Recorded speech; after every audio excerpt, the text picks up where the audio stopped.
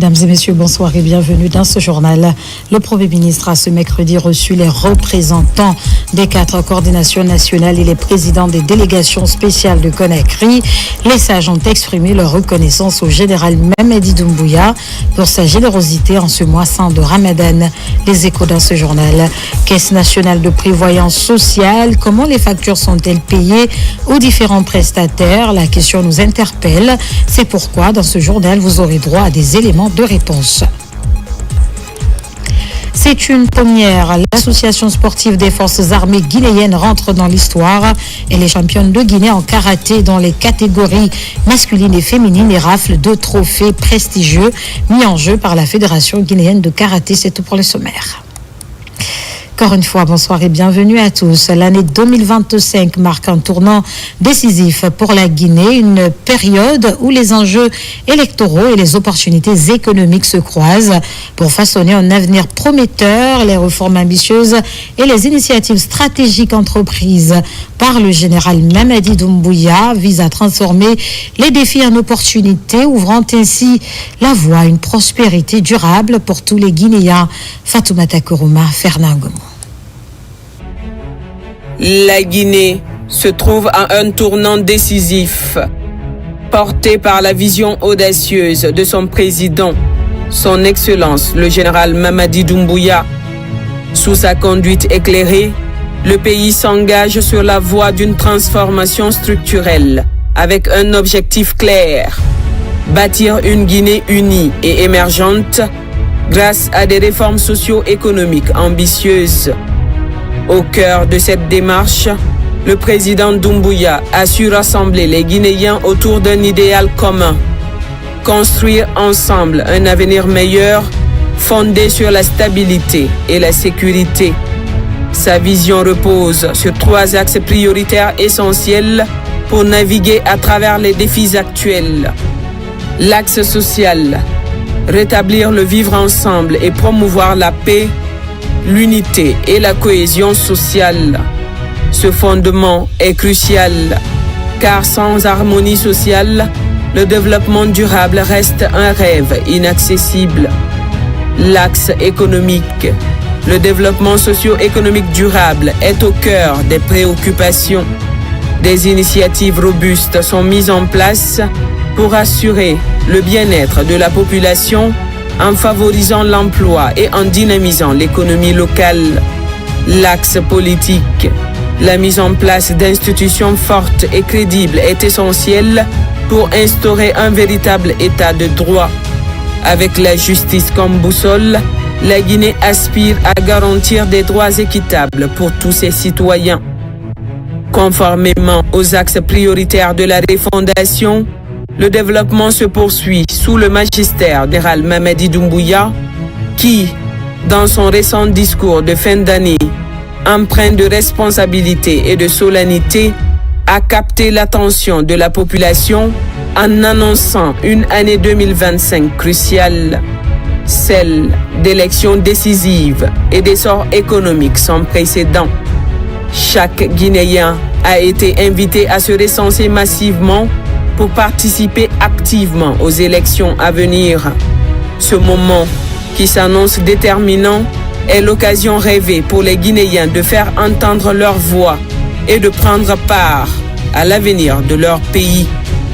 L'importance du processus de recensement national, impulsé par le Programme national de recensement administratif PNRAVEC, intervient dans ce sens. Il va au-delà d'un simple exercice administratif. Il constitue une véritable invitation aux Guinéens à s'approprier leur destin politique et électoral. Pour ce faire, le président de la République, son Excellence le général Mamadi Doumbouya, a rendu la carte d'identité nationale biométrique gratuite sur un coût qu'il supporte sur son budget de souveraineté, ce qui démontre la volonté du chef de l'État d'accompagner la population dans ses démarches administratives. Ce geste fort témoigne d'un engagement sincère à rendre les services publics accessibles à tous et à renforcer la légitimité du processus électoral à venir. L'année 2025 sera marquée par le retour à l'ordre constitutionnel. Elle s'annonce également comme l'année du boom économique de la Guinée. Le démarrage de l'exploitation du plus grand projet minier de fer au monde, Simandou, d'une teneur de plus de 65%, prévu à la fin de cette année, représente une véritable opportunité pour le pays. Ce projet intégré, alliant mines et infrastructures, est appelé à transformer le paysage économique de notre pays. Les 50 000 emplois directs et indirects déjà créés témoignent de l'impact positif que cette initiative aura sur la vie quotidienne des populations. À cela s'ajoute la fin des travaux de construction des 650 km de rails de la compagnie du Transguinéen CTG et l'ouverture du port minéralier multi-utilisateur et multiservices de Morebaya. Les corridors nord et sud, respectivement de 885 km et 805 km, reliant Conakry aux frontières maliennes et ivoiriennes, sont des axes stratégiques qui dynamiseront les activités économiques et renforceront l'intégration régionale. Ces faits constituent autant de signes annonciateurs d'une Guinée en pleine mutation. Ces infrastructures serviront non seulement à l'exploitation des ressources naturelles, mais permettront également de renforcer les échanges commerciaux locaux et régionaux, balisant le chemin du développement économique et durable du pays. Ainsi, les revenus générés par ce projet seront réinvestis dans des programmes ambitieux, notamment le programme Simandou 2040, structuré autour de 5 piliers clés qui répondent aux besoins fondamentaux des populations guinéennes. Depuis 2021, la Guinée a enregistré des réalisations historiques qui témoignent d'un engagement sans précédent en faveur de l'infrastructure. Plus de 1000 km de routes revêtues ont été construits, 234 km de voiries urbaines aménagées et plus de 1400 km de routes en terre réhabilitées. Ces efforts ont permis de désenclaver des régions longtemps oubliées, offrant aux populations rurales un accès facilité aux services essentiels et aux marchés économiques. Pour la première fois depuis l'indépendance de notre pays, des préfectures isolées ont vu le bitume atteindre leur contrée, symbolisant ainsi l'inclusion et l'équité territoriale prônée par le chef de l'État.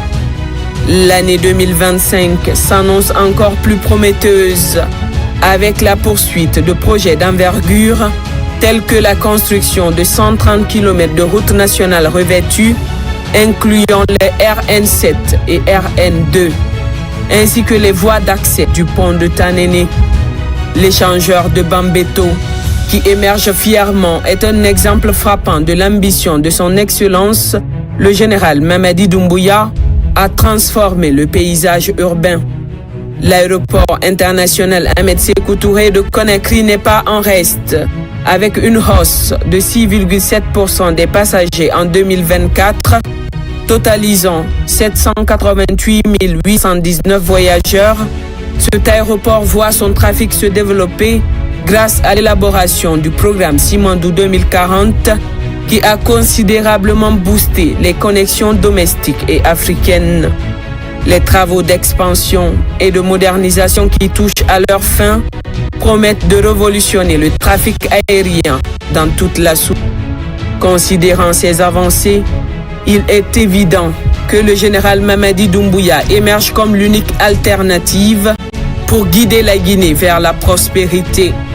Son leadership et sa vision claire pour le pays sont aujourd'hui soutenus par une population qui aspire à un changement tangible. Le soutien populaire dont bénéficie le général Doumbouya est également le reflet d'une attente collective. Le peuple, conscient des défis à relever, trouve en lui un dirigeant capable de les accompagner sur le chemin du progrès, qui s'engage à leur côté pour bâtir un avenir meilleur. Cette confiance placée en lui est le puissant moteur qui le pousse à continuer d'œuvrer pour la prospérité de notre nation. L'année 2025 représente ainsi une conjoncture unique pour la Guinée, marquée par des avancées sociales et économiques importantes pour le pays. Son Excellence le général Mamadi Doumbouya, en tant que gardien de cette transformation, continue à incarner l'espoir et le changement. Il est donc crucial à ce stade que chaque fils et fille de Guinée prenne conscience de son rôle dans cette dynamique et s'engage à participer activement à l'écriture de cette page de l'histoire de la Guinée. En avant, ensemble pour 2025 et au-delà, avec le général Mamadi Doumbouya. 28 parlementaires ont fait valoir leur droit à la retraite ce 19 mars à Conakry à travers une cérémonie organisée par le Conseil national de la transition. L'événement a mobilisé l'ensemble des travailleurs du CNT et autres invités qui ont à tour de rôle rendu un hommage mérité à ces travailleurs. Une occasion pour Dr Dansa Kourouma de faire des annonces fortes à leur égard. Robert Siditol. Le Conseil national de la transition dit au revoir à 28 de ces travailleurs. Ils font valoir leur droit à la retraite à travers cette cérémonie organisée par l'institution. Ils étaient administrateurs, assistants, secrétaires ou encore chauffeurs à avoir totalisé entre 30 et 40 ans de service au compte de l'administration parlementaire. Nous qui sommes admis à faire notre droit à la retraite, nous quittons ici très fiers d'avoir servi notre nation.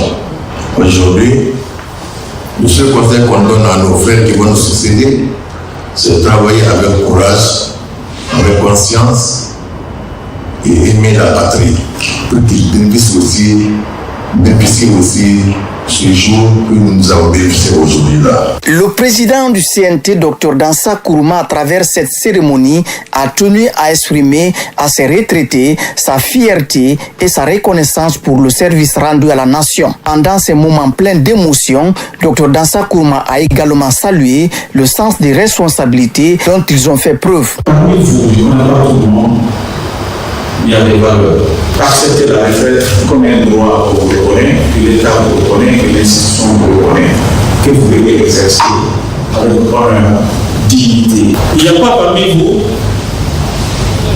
un qui a été conduit au tribunal, en tout cas pour des infractions de droit commun. J'en ai pas connaissance. Ça veut dire tout simplement que vous êtes des cas exemplaires.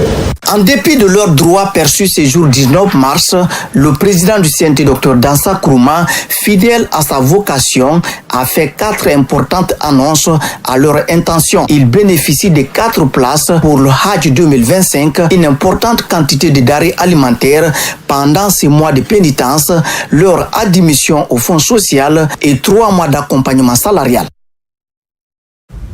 Je vous le disais au sommaire, dans sa feuille d'audience de ce mercredi, le Premier ministre a reçu les représentants des 4 coordinations nationales et les présidents des délégations spéciales de Conakry.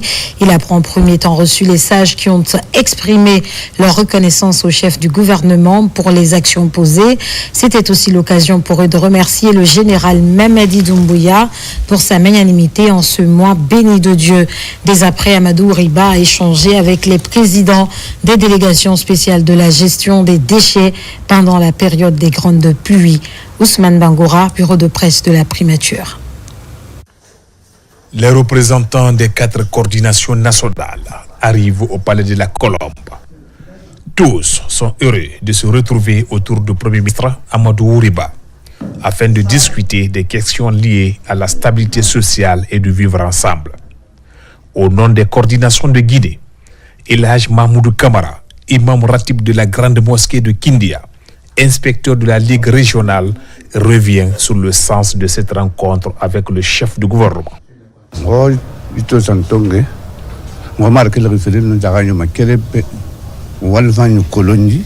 L'objectif de notre déplacement est unique.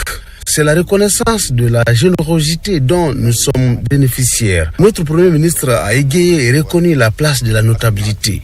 À l'occasion du moisson de Ramadan, il a offert beaucoup de vivres aux 4 coordinations nationales. On ne peut donc rester sans venir témoigner notre reconnaissance envers le général président Mamadi Doumbouya. Avant de quitter, les différents représentants présents à cette rencontre ont formulé des prières en cette période de pénitence pour la quiétude et l'unité nationale.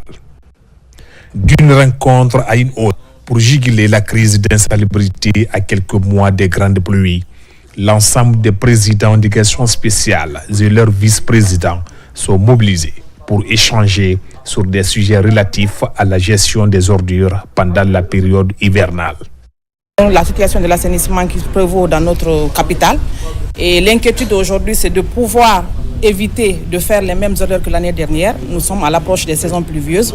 Nous savons qu'il y a beaucoup d'inondations qui sont causées par le manque de mauvaise gestion des déchets ménagers dans nos différentes communes. Et nous sommes réunis aujourd'hui pour voir quels sont les voies et moyens par lesquels nous allons passer pour éviter que nous soyons dans la même situation que l'année dernière lors de la saison pluvieuse. Nous sommes aux côtés de l'État guinéen pour justement améliorer le système de gestion des déchets. Pour améliorer le système de gestion des déchets, il y a beaucoup de choses à faire. Il y a d'abord de la sensibilisation. Il y a aussi, quand on parle de sensibilisation, il faut aussi qu'il y ait un système qui soit respecté, donc un système de collecte qui soit respecté. Et ce système de collecte passe par les PME, par l'abonnement au niveau des PME, aux communes, passe par des zones de transit et de tri qui sont là pour récolter les déchets, mais aussi pour améliorer la valorisation des déchets. Le directeur de cabinet adjoint de la primature, Lansine Kawa Doumbouya, entouré des responsables en charge de la question d'insalubrité dans la ville de Conakry, envisage déjà des pistes de solutions en vue de l'atténuation des nuisances en faveur des populations. Le 20 mars de chaque année est célébrée la Journée internationale de la francophonie, un espace de dialogue, de diversité culturelle et de solidarité entre les pays francophones. Pour l'occasion, le ministre des Affaires étrangères a fait une déclaration. Il est au micro de Makemedozo. Cette célébration nous donne l'occasion de nous souvenir des pères fondateurs qui, le 20 mars 1970, ont décidé la signature du traité portant création de l'Agence de coopération culturelle et technique ACCT, devenue plus tard l'Organisation internationale de la francophonie. Chers compatriotes, la République de Guinée, sous le leadership de son Excellence le général d'armée Mamadi Doumbouya, président de la République, chef de l'État, a été honorée et encouragée par la reconnaissance de son immense travail de refondation par l'Organisation internationale de la francophonie et qui s'est traduite par sa pleine réintégration au sein de la famille francophone le 24 septembre 2024, rejoignant ainsi les 93 États et gouvernements membres répartis à travers le monde. Je voudrais, à cette occasion solennelle, transmettre le message de félicitations de son Excellence le général Mamadi Doumbouya, président de la République, chef de l'État, à son Excellence Madame Louise Mouchiki Wabo, secrétaire générale de la francophonie, pour le travail remarquable qu'elle mène avec son équipe pour donner une efficacité à notre organisation commune. Le thème choisi pour cette 55e journée internationale de la francophonie est « Je m'éduque, donc j'agis ». Ainsi, nous célébrons l'éducation, marque de fabrique de citoyens conscients et outillés pour relever les défis qui se posent au monde. L'accès à une éducation de qualité pour tous, marquée par la 4e révolution mondiale que représentent les avancées technologiques, contribue à réduire les inégalités et à atteindre l'égalité entre les hommes et les femmes. Chers compatriotes, le gouvernement guinéen, sous le leadership de son Excellence général Mamadi Doumbouya, président de la République, chef de l'État, s'emploie à faire en sorte que chaque enfant aille à l'école et suive une bonne formation qui le prépare pour la vie au XXIe siècle. L'éducation qui représente un pilier important du programme Simandou 2040. Dans ce cadre, la coopération entre l'Institut de la francophonie pour l'éducation et la formation et la République de Guinée est le témoignage d'un partenariat dynamique axée sur le renforcement des systèmes éducatifs et la promotion des actions éducatives francophones dans le pays. Ensemble, continuons à promouvoir une francophonie ouverte, dynamique, forte et porteuse d'avenir. Bonne journée internationale de la francophonie. Vive la francophonie, vive la coopération internationale.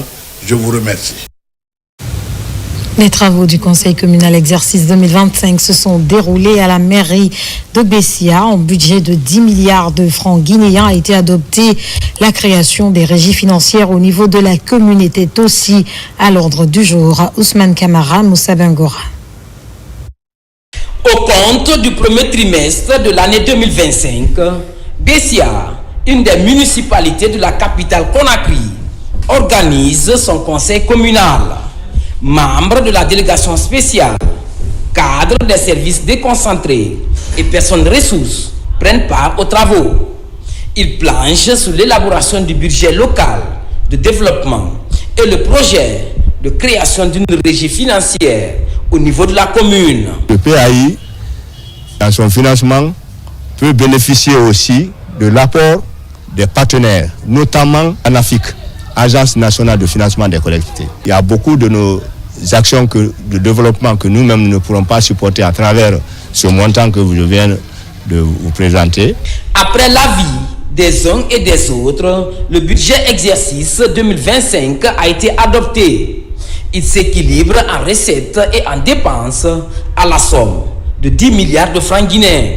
Il y a plusieurs projets à réaliser au courant de l'année 2025. Il y a plusieurs projets qui sont sectoriels, sur le plan éducatif, sur le plan sanitaire, sur le plan sécurité, et sur le plan même accompagnement social. La formation du conseil est nécessaire. Il faut se servir du code des collectivités, ce que je l'ai déjà recommandé, pour avoir beaucoup plus d'arguments pour aborder les sessions. Le débat aussi s'était houleux, mais il y a eu consensus. Le budget, l'essentiel est fait. Une fois recouvré, ce montant va servir à la réalisation de plusieurs infrastructures sociales de base dans cette nouvelle commune, notamment des centres de santé et des maisons des jeunes. Je vous le disais au sommaire, comment les factures sont-elles payées aux différents prestataires de la Caisse nationale de prévoyance sociale? Notre reporter Alpha ici à Gaba s'est intéressé à la question. D'après son constat, les hôpitaux et les pharmacies conventionnées sont satisfaits. Suivons ensemble son reportage. L'assurance maladie, une réalité en Guinée. Dans les hôpitaux publics et les pharmacies conventionnées, les fonctionnaires retraités sont pris en charge à hauteur de 80%. La Caisse nationale de prévoyance sociale pilote l'initiative présidentielle.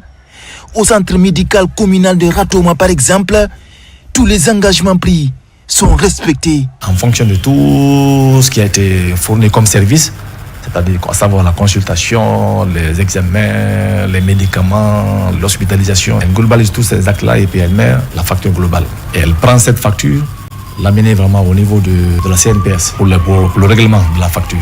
Vraiment, il y a un climat de bonne entente entre le CMC de Ratoma et la direction. Il n'y a pas de problème de paiement jusqu'à date de nos différentes factures. Tous les hôpitaux publics et pharmacies partenaires sont ouverts aux assurés sociaux. L'objectif est d'alléger les charges sanitaires des agents publics de l'État et assurer leur protection sociale. Le bénéficiaire arrive à la pharmacie avec cette fiche de soins remplie par le médecin. Nous procédons à la vérification de l'identité d'abord parce qu'il y a les travailleurs et les retraités. Nous sommes vraiment très satisfaits de la collaboration avec la Caisse nationale de prévoyance sociale parce qu'on voit qu'ils font vraiment beaucoup d'efforts pour respecter leur engagement. Comment les factures sont-elles payées aux prestataires? Nous nous sommes rendus à la direction générale de la Caisse nationale de prévoyance sociale.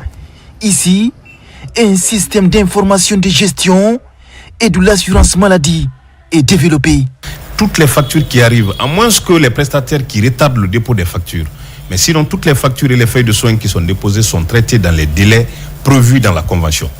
Donc il n'y a pas de dépassement et jusqu'à date. On a une promesse quand même de rassurer vraiment nos différents partenaires, les structures, donc conventionnées. Parce qu'aujourd'hui, ici, on ne les paye pas rapidement. ce sont nos assurés qui vont vraiment payer le prix sur le terrain. Et ça, on ne le voudrait pas. Raison pour laquelle ce système-là, il va aider quand même à rapidement traiter les factures pour qu'on puisse vraiment payer les structures très rapidement. À la CNPS, c'est le virement qui est d'actualité. Après la liquidation, les dossiers sont ainsi transmis à l'agent comptable pour le paiement des factures. La procédure privilégiée à la CNPS, ce sont les virements. Dès que l'agence comptable reçoit les dossiers, aussitôt nous procédons à l'établissement de l'ordre de virement pour paiement de ces prestations aux structures sanitaires ou aux pharmacies. Toutes les structures sanitaires, toutes les pharmacies qui déposent à temps leurs factures, on les paye dans les délais requis. Aujourd'hui, le nombre d'assurés sociaux s'agrandit. Plus de 500 factures sont reçues c'est-à-dire plus de 500 agents de l'État sont assurés au quotidien. Depuis le 5 septembre 2021, la protection sociale est devenue une priorité maximale du président de la République, général Mamadi Doumbouya. L'hôpital préfectoral de Koya a servi de cadre pour boucler la campagne de consultation gratuite des personnes souffrant de la cataracte. Pilotée par le Programme national de la santé oculaire, cette opération a permis à plusieurs malades de retrouver la vue. Autre détail dans ce reportage de Nabila Moussa Kamara. À l'hôpital préfectoral de Koya, la campagne de consultation gratuite contre la cataracte s'est achevée avec succès. Ce projet pilote de chirurgie des maladies oculaires a permis à plusieurs personnes de cette localité de bénéficier des soins de qualité. Cette journée de campagne s'inscrit dans le registre du Programme national de la santé oculaire. La préfecture de Koya est l'une des préfectures de la République de Guinée qui ne dispose pas de services d'ophtalmologie public.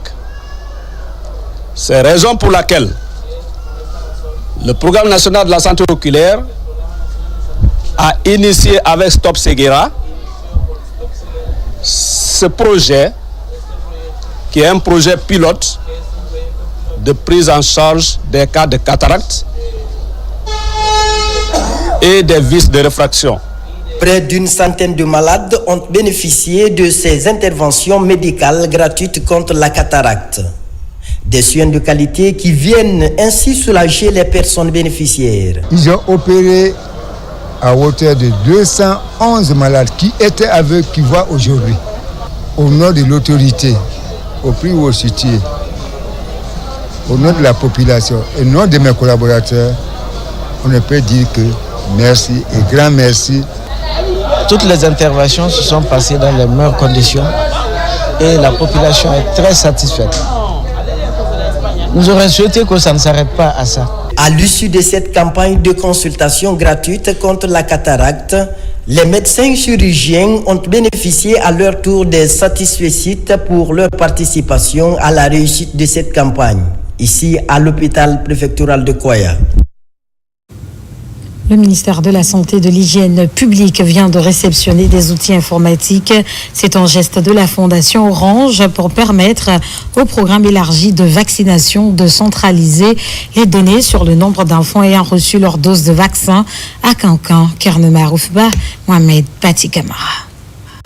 Pour la collecte, l'analyse des données des campagnes de vaccination et le respect du calendrier vaccinal, l'outil informatique est nécessaire.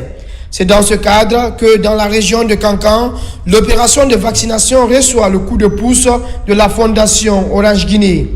70 centres de santé reçoivent de cette fondation des ordinateurs bureautiques. Ce programme se veut être en plusieurs temps. La deuxième étape sera bien entendu la connectivité requise pour remonter les données, pour tracer. Et bien entendu le système de SMS de rappel pour faire en sorte qu'une maman dont le numéro a été enregistré auprès du centre de santé et qui malheureusement ne s'est pas présentée pour le rappel de vaccination de son enfant, de son bébé, elle puisse recevoir un SMS qui va lui dire, un SMS vocal qui va lui dire, mais madame, la date approche, vous devez ramener votre enfant pour la deuxième dose. Et ça va nettement améliorer notre façon de faire parce que qui parle, disons, d'analyse de données, parle de la prise de décision basée sur les preuves palpables, qui va sans doute conduire les politiques et les stratégies de mise en œuvre de la vaccination au niveau de la région de Kankan. Avec l'arrivée de ces ordinateurs, Le problème de la digitalisation des données et le suivi des enfants vont s'accroître sur cette partie de la Guinée. Au ministère de la Santé, le geste est perçu comme une avancée dans la protection des enfants contre les maladies. Nous rassurons la Fondation Orange Guinée de l'utilisation à bon escient de ces équipements, qui s'inscrivent d'ailleurs dans un objectif aujourd'hui du ministère de la Santé, qui est la digitalisation globale de notre système de santé. Depuis des années, la Fondation Orange Guinée est alignée dans cette vision du département de la santé qui consiste à promouvoir la vaccination dans le pays. Renforcement de capacité des acteurs du secteur énergétique en Guinée. Les agents techniques de l'électricité de Guinée ont 2 semaines durant bénéficié d'une formation sur l'habilitation électrique. C'est une synergie d'action entre Kawa Group et l'EDG. Les détails avec Falilou Diallo et Eugène Denemo. Renforcer les capacités opérationnelles des agents techniques de la société Électricité de Guinée, le groupe Kawa Énergie compte gagner le pari. D'où cette session de formation de 90 agents techniques sur plusieurs thématiques, notamment l'habilitation énergétique. Nous avons fait venir un consultant algérien qui est vraiment spécialiste des habilitations électriques, qui connaît bien le domaine de l'électricité, pour pouvoir accompagner les agents de EDG dans le cadre de l'habilitation électrique. Ce conclave qui s'est écoulé pendant 2 semaines a permis aux techniciens d'avoir une idée plus large sur la notion d'habilitation du système électrique en Guinée. Il s'agit de limiter les risques d'accidents sur le terrain lors des différentes interventions. EDG, aujourd'hui, s'est lancé dans un plan stratégique 2025-2029. Ce plan stratégique a beaucoup de composantes, des renforcements des capacités qui sera déployé sur les 5 prochaines années pour renforcer les capacités de nos différents agents. Ce n'est pas dit seulement que ceux qui exercent le métier électrique, non. Même ceux qui travaillent au voisinage, les nettoyeurs dans les centrales, les nettoyeurs au niveau des postes, doivent savoir ce qu'ils doivent faire pour éviter l'accident électrique. Ces agents sont appelés désormais à une gestion saine et rationnelle du courant électrique. Pour couronner l'exercice, des satisfecit ont été remis aux participants. C'est une synergie Kawa Group et Électricité de Guinée. Un bel exemple de réussite du partenariat public-privé pour rehausser le niveau du personnel de la dite société. Le mois de la femme est célébré par la communauté guinéenne vivant au Maroc. Autour de l'ambassadeur Namori Traoré, une cérémonie de lecture du Saint-Coran est organisée pour la paix et l'unité nationale. Makemedozo. La journée internationale des droits des femmes a été commémorée en différé ce vendredi 14 mars 2025 à l'ambassade de la République de Guinée au Royaume du Maroc. Cette célébration dans la capitale marocaine est une initiative de l'ambassadeur Namori Traoré, une occasion pour la mission diplomatique guinéenne près du Maroc de réunir les compatriotes autour d'un idéal qui est la cohésion sociale. Cette journée de rappel est aussi celle d'hommage aux pionnières, car l'histoire de la Guinée regorge de femmes d'exception. Elles ont su imposer leur leadership dans l'administration territoriale, ce qui prouve à suffisance que le ciel n'est pas une limite pour les femmes. Ces braves dames ne sont pas que des noms gravés dans l'histoire. Elles sont le symbole d'un combat qui continue et nous devons le mener avec plus de force et de détermination. Ce genre d'organisation est une opportunité pour des Guinéens résidents et même en séjour de se retrouver. Cette forte mobilisation pendant ce mois saint rassure encore l'ambassadeur Traoré de l'unité et l'amour que les ressortissants guinéens ont pour leur nation. Je tiens à saluer la forte mobilisation de notre communauté, en particulier nos sœurs, dont l'engagement et la contribution à la cohésion sociale sont inestimables. Le rôle des femmes guinéennes, ici au Maroc comme partout ailleurs, est central dans l'éducation, la transmission des valeurs et le développement de notre nation. C'est un mois de prière, de pénitence.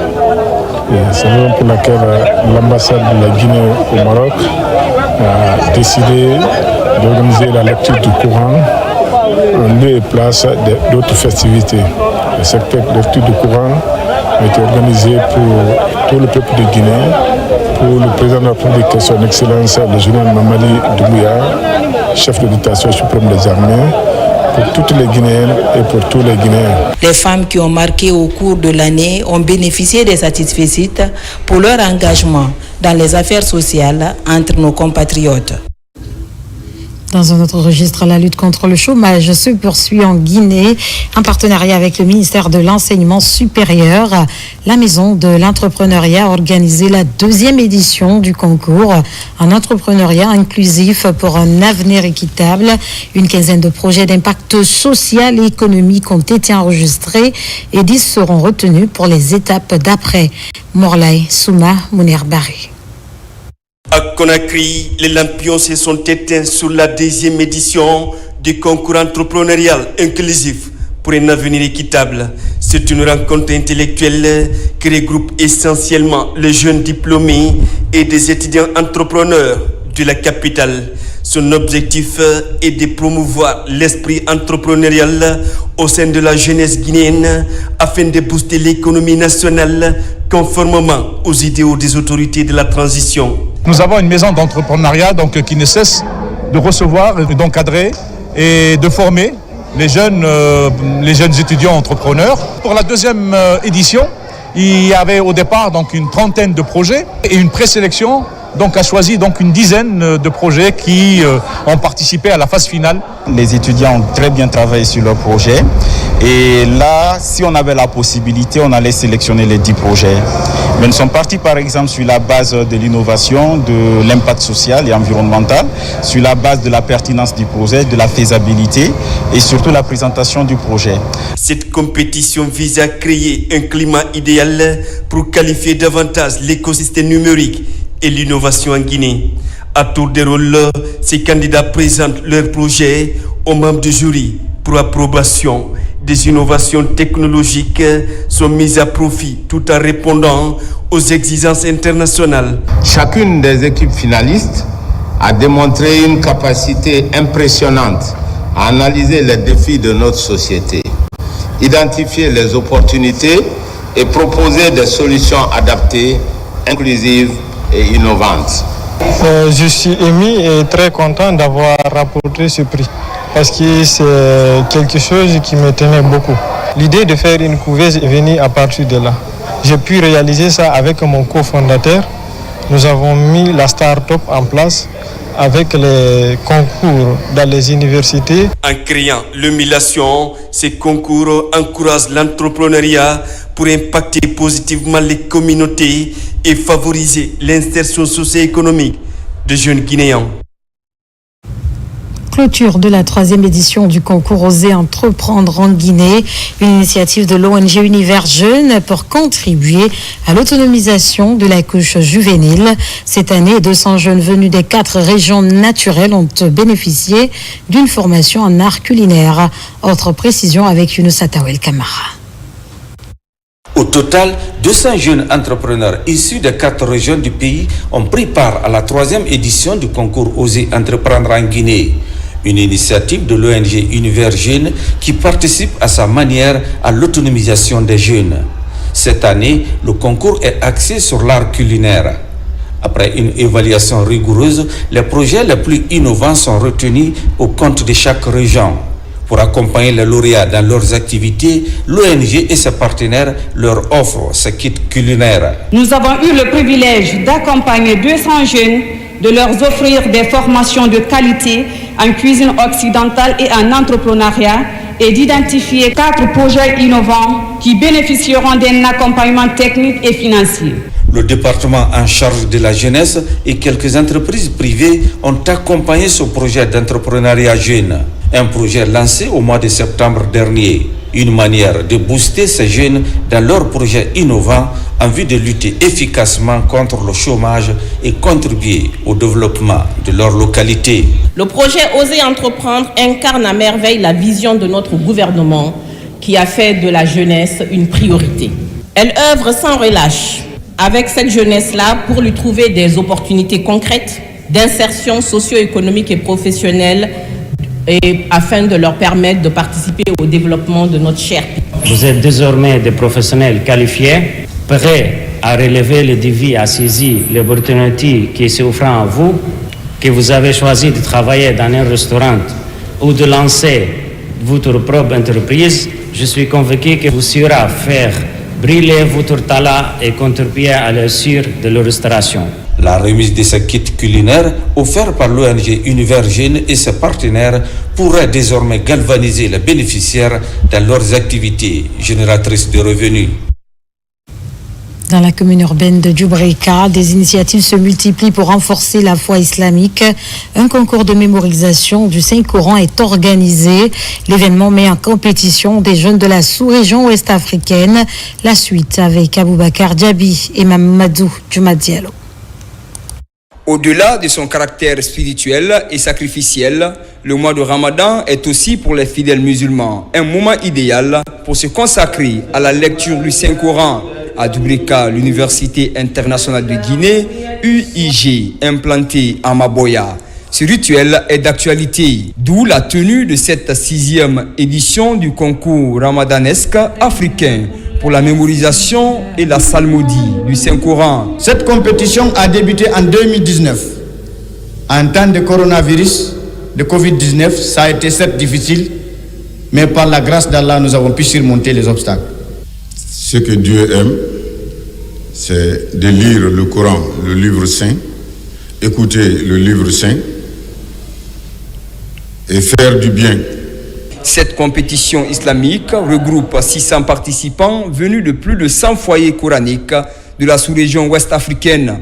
Un tremplin pour renforcer les bases fondamentales de l'islam. Ces jeunes enfants que je vois qui ont participé à ce concours, nous leur disons merci et nous leur disons aussi merci à leurs parents qui ont, avec la mondialisation, avec tout ce que nous connaissons, ont pris quand même le risque de mettre leurs enfants sur ce chemin-là. Cette initiative remarquable qui marque à plus d'un titre et qui arrive à point nommé de promouvoir l'excellence et de faire en sorte que nos centres de mémorisation du Coran et que nos frères et sœurs qui se sont mis au santé d'Allah subhanahu wa ta'ala à travers le Coran puissent être récompensés de la plus belle manière. La satisfaction des initiateurs à l'issue de cette compétition est totale. La promotion de la citoyenneté et le renforcement de la cohésion sociale en Guinée constituent également des thématiques vulgarisées lors de cette compétition religieuse.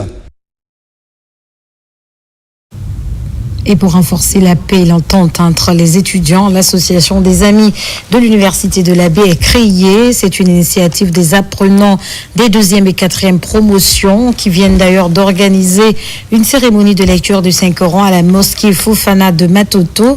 Des prières ont été formulées pour leurs collègues disparus, aussi pour la réussite de la transition en cours. Saliouba.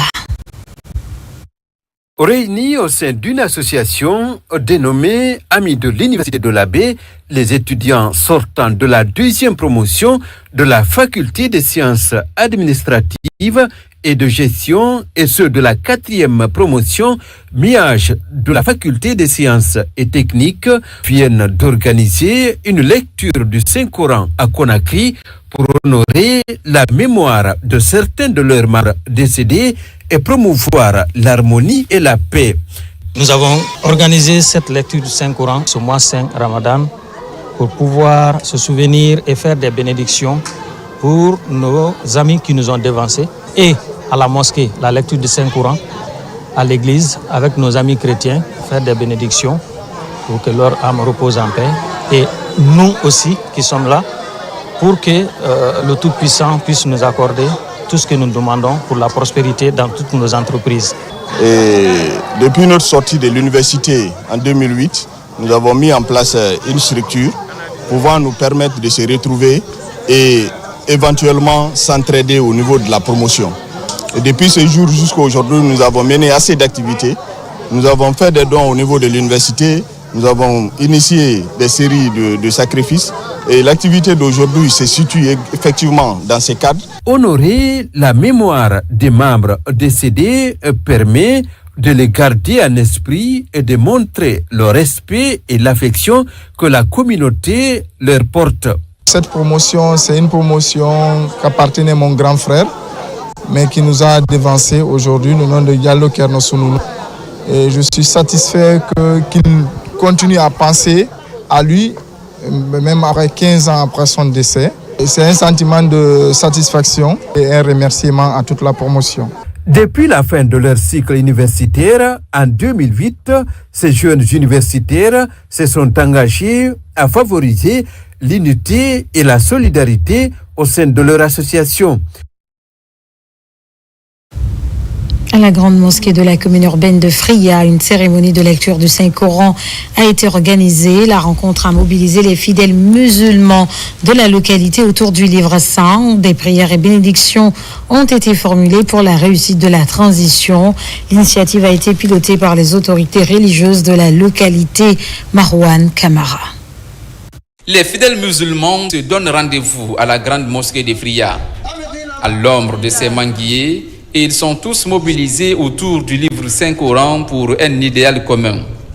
Implorer la grâce divine pour qu'elle répande sa miséricorde sur la Guinée et les Guinéens, mais aussi prier pour la réussite des actions de développement amorcées par les autorités en place. On a trouvé que tous les citoyens, sans distinction d'ethnie, de race, tout le monde est là, est en train d'implorer la grâce divine en faveur du président de la République par ces gigantesques projets qu'il a déjà entamés à travers toute la Guinée. Si Fria s'est inscrit dans cette logique, ce n'est qu'un offre de soulagement pour nous en tant qu'autorité à la base. Tout le monde est là aujourd'hui pour lire le Coran, pour l'émergence de notre ville. Le président de la République de Guinée, nous prions Dieu qu'il puisse lui donner la force et le soutien nécessaire de toute la population guinéenne pour que ces acquis puissent être pérennisés. Cette retrouvaille religieuse est aussi le moment de reconnaissance des bienfaits des autorités de la transition et de sensibilisation des citoyens sur la nécessité de préserver les valeurs du vivre ensemble. Merci aux religieux de toutes les sous-préfectures et la commune urbaine de Fria pour lire ce livre saint pour la paix, la concorde, l'union et l'unité entre les fils et filles de la République de Guinée et principalement Fria. Cette journée de prière commune faite autour des valeurs de paix a réuni plusieurs musulmans venus de diverses localités. Même détermination, soutenir les initiatives du CNRD à travers des prières et bénédictions. À l'image des années précédentes, la Direction générale de la Société de gestion et d'exploitation de Soapiti continue d'apporter son soutien aux populations riveraines. En ce mois de Ramadan, une importante quantité de vivres leur a été distribuée en plus d'une enveloppe financière. Nabi Kamara nous fait le point. C'est une campagne d'envergure de distribution des vivres que la Direction générale de la Société de gestion et d'exploitation du barrage hydroélectrique de Soapiti a lancé lundi à Dantoumaya dans la sous-préfecture de Kolé, préfecture de Télimélé. Une opération humanitaire qui s'inscrit dans un élan de solidarité et d'accompagnement des communautés riveraines du barrage de Soapiti impactées par les travaux de construction. Ce don se situe dans le cadre communautaire. Et cela, ce n'est pas une première fois. Et chaque fois, après avoir réinstallé la population impactée sur des 20 sites, la SOGES a pensé à assister ces populations après leurs indemnisations, bien sûr, en riz et en prix de sauce dans ce mois béni de Carême. Les bénéficiaires de ce don de la Direction générale de Soapiti ont reçu chacun un sac de riz et de l'argent pour le prix de sauce en ce mois saint de Ramadan et du Carême chrétien. La population pense que c'est un acte de reconnaissance. Et moi qui ai vu cette population en train de manifester cette joie, vraiment je suis content. Très très content. Content pour l'action du gouvernement, mais surtout pour la société aussi, qui tient à accompagner toutes les activités du gouvernement. Je demande aux responsables locaux d'observer une discipline de fer dans la distribution de l'aide, car quand l'aide est bien gérée, ça pousse d'autres personnes à venir en aide. Les opérations de distribution de ces vivres se poursuivront dans les localités de Bangouya, Sangaréa, Senta et Tondon.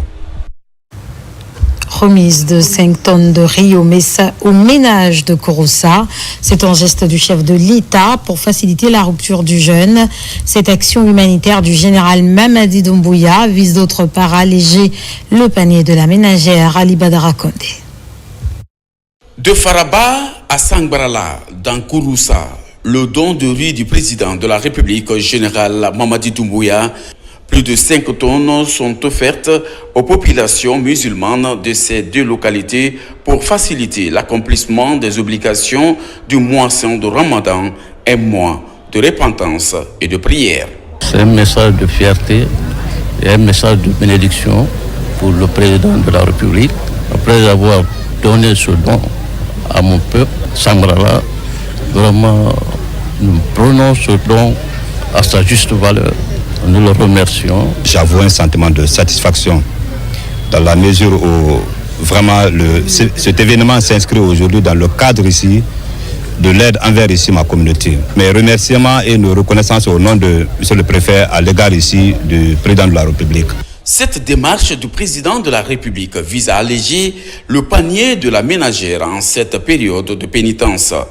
À Korosa, ce geste du chef de l'État qui marque son attachement aux populations de l'arrière-pays est hautement salué par les populations du district de Sangrala.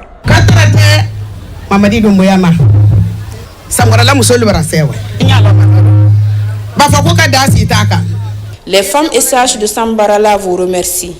Nous plaidons les autorités pour désenclaver notre sous-préfecture. Que Dieu donne longue vie au président.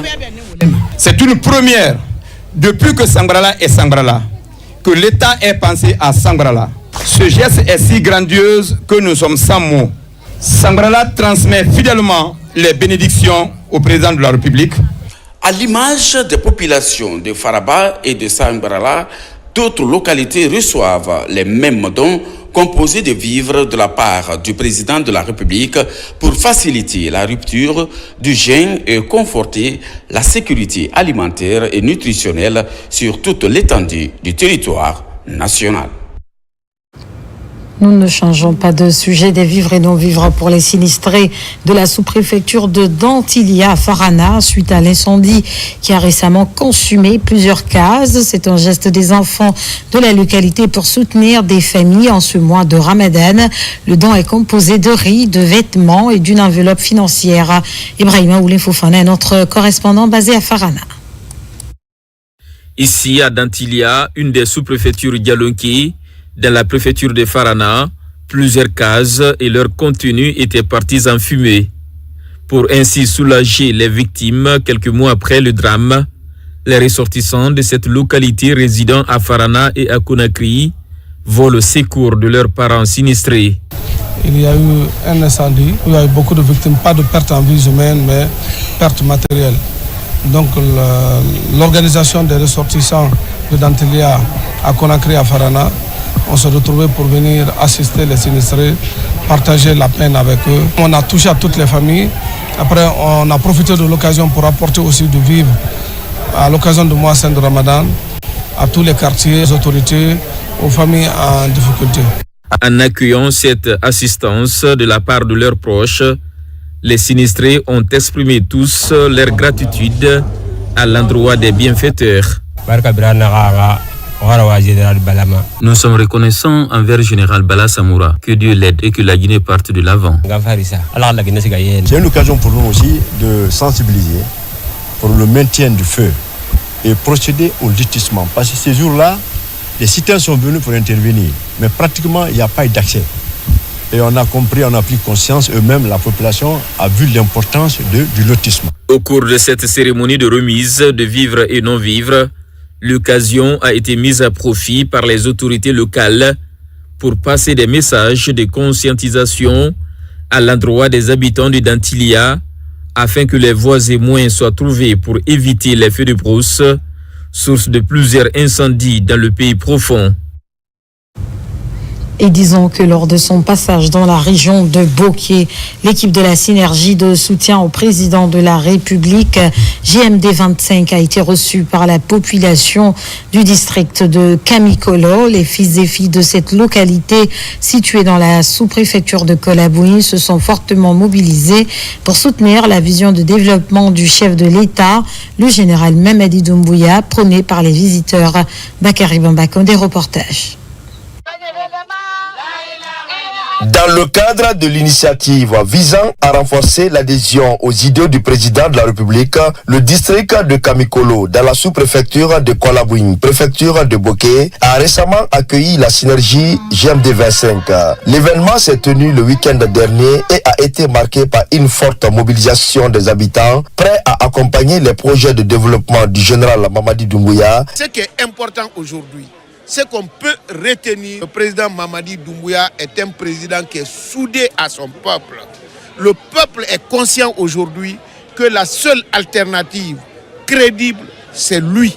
Au cours de la rencontre, plusieurs projets de développement ont été présentés, allant des infrastructures routières à l'amélioration des services sociaux pendant ces 3 dernières années. Les habitants du district, satisfaits de ces avancées du CNRD, ont ainsi décidé d'accompagner la refondation et à soutenir le président dans sa voie de développement de la Guinée. Ces actions en faveur du développement national, le renforcement de nos institutions et du bien-être du peuple guinéen sont visibles et salutaires partout. Sous sa direction éclairée, notre pays se modernise et avance résolument vers un avenir promoteur. C'est pourquoi la population de Kamikolo et les 16 districts de Kolab dans son ensemble se joint au mouvement de soutien et synergie générale président Mamadi Doumbouya. À cette période sacrée du Ramadan et du Carême, les habitants de Kamikolo se montrent plus que jamais prêts à rejoindre le général Mamadi Doumbouya dans sa vision, celle d'un avenir meilleur, témoignant ainsi de sa volonté de faire avancer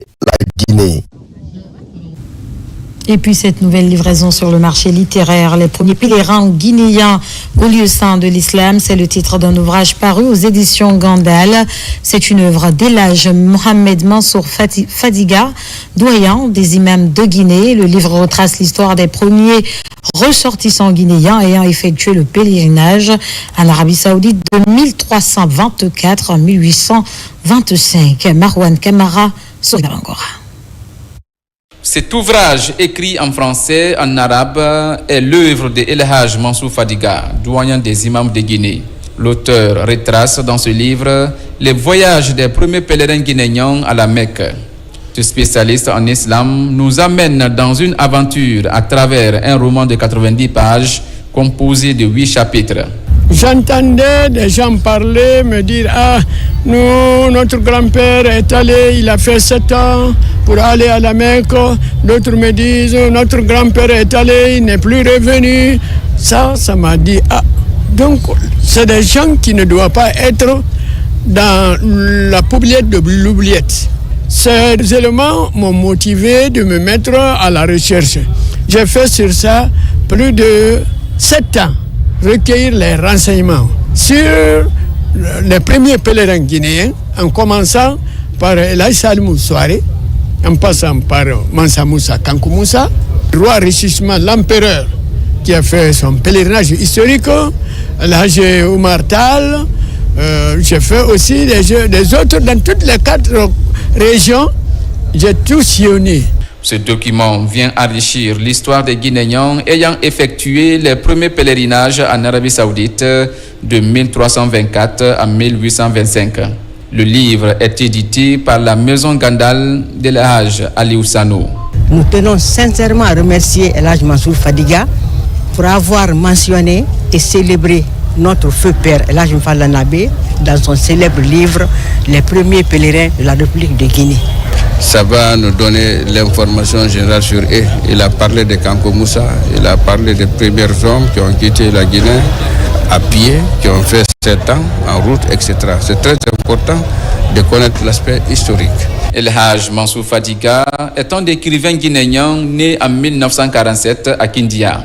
Diplômé de la première madrasa de Kindia en 1964 et de l'Institut Bourguiba des langues vivantes en 1982. Fondateur de la première école franco-arabe et il fut aussi directeur de l'école arabe de Kapouronongo. Aujourd'hui, Elhadj Mansour Fadiga est le doyen des imams de Guinée. Troisième grand titre de cette édition, l'association sportive des forces armées guinéennes rentre dans l'histoire et les championnes de Guinée en karaté dans les catégories masculines et féminines. Lors de la compétition, cette équipe a raflé 2 trophées prestigieux mis en jeu par la Fédération guinéenne de karaté. Pour célébrer cet exploit, une cérémonie officielle a été organisée dans la salle du banquet du ministère de la Défense nationale. La suite avec adjudant-chef Omar Camara, correspondant de la presse militaire. C'est une cérémonie de remise de médailles et de trophées aux équipes féminines et masculines de karaté de l'association sportive des forces armées de Guinée ASFAG. Ces distinctions récompensent les exploits des athlètes militaires lors du championnat national de karaté organisé par la Fédération guinéenne de karaté et doté du trophée du chef suprême des armées, le général d'armée Mamadi Doumbouya. L'ASFAG a entamé sa compétition le vendredi 27 décembre 2024 et est resté invaincu tout au long du championnat, remportant 2 trophées en série masculine et féminine, ainsi que 26 médailles, 11 en or, 8 en argent et 7 en bronze, ce qui la consacre championne de Guinée. C'est pourquoi la Direction générale des sports militaires et paramilitaires souhaite partager cette distinction honorifique au nom du chef d'état-major général des armées. 12 formations ont pris part à cette compétition sportive dans les 2 catégories, féminines et masculines. À l'issue des épreuves, l'équipe militaire de karaté s'est distinguée en remportant la première place. Aujourd'hui, ces athlètes sont fiers de ces distinctions qui témoignent de leur engagement et de leur détermination à hisser haut le drapeau de l'armée guinéenne. Cette médaille me donne la fierté aujourd'hui pour dire aux autres de pratiquer le sport 1 et ça me permettra encore de beaucoup de travailler pour avoir la chance encore dans les compétitions nationales et internationales. Ces résultats témoignent de l'engagement de nos forces de défense et de sécurité dans le développement du sport national qui corrobore l'esprit de refondation prôné depuis septembre 2021. Le sport, facteur d'unité et de cohésion sociale, est essentiel pour le développement harmonieux de notre société. Je suis persuadé que les compétitions à venir seront marquées par la convivialité, l'amitié et le fair play, valeurs fondamentales de l'unité et de l'intégration africaine. Chargée de l'animation du sport au sein des forces armées guinéennes, l'association sportive des forces armées de Guinée, ASFAG, embrasse plusieurs disciplines. Ses responsables s'engagent à redynamiser et la vulgarisation de cette pratique avec le soutien des autorités militaires. C'est la fin de ce journal. Merci de nous avoir reçus chez vous. L'actualité se poursuit sur nos antennes. Guinée, notre paradis, terre de richesses, d'opportunités et d'innovation. Bonsoir.